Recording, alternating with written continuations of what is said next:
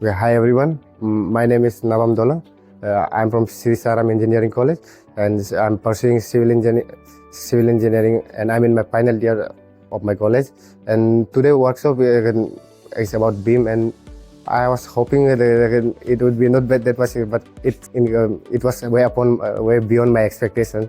As they provided us some tasks to build bridges and to test whether it will sustain more weight as they showed in the PDF presentation by our presenters from the CAD centers. And actually, I just came for OD and as I was not wanted to attend the classes and as I was not feeling well also. But after coming here, I have experienced what the beam is and how it will be useful in the near future.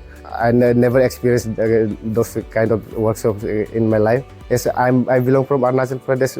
In our place, we doesn't get those opportunities as we get here in Tamil Nadu, Chennai.